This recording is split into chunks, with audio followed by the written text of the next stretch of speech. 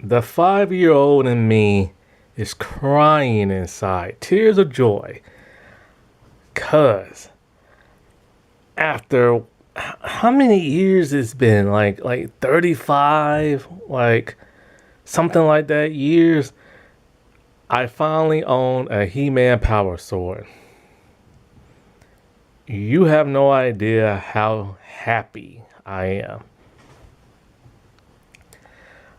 Ever since I started collecting toys, like, a couple of years back, I've been looking for a power sword.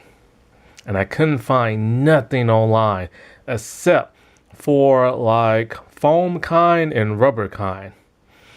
And so, also a 3D print kind.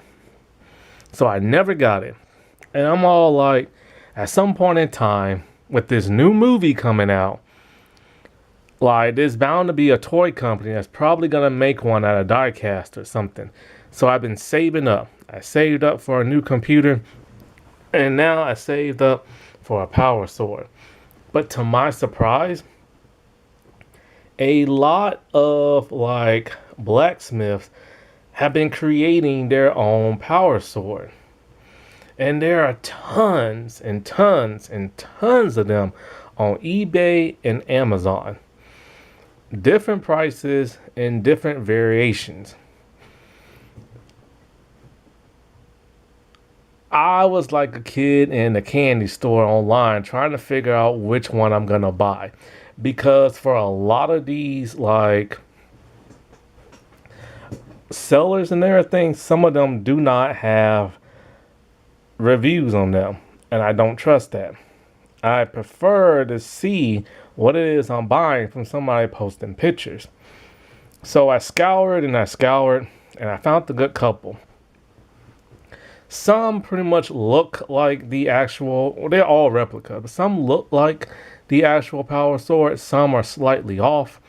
Some have their own unique designs. I will post them in the description so you can pick which one you want. For the most part, all of them are silver, but the handles are different colors. Some are black, some are brown.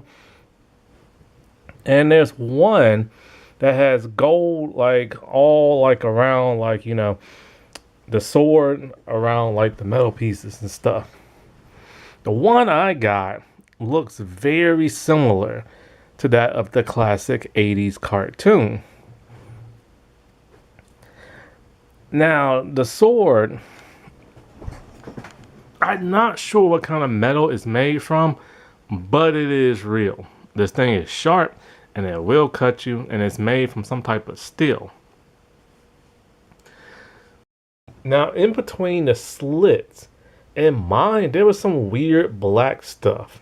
I don't know what this stuff was. It was kind of rubbery, almost like glue, some type of glue. I don't know, like tarish type stuff, like tar.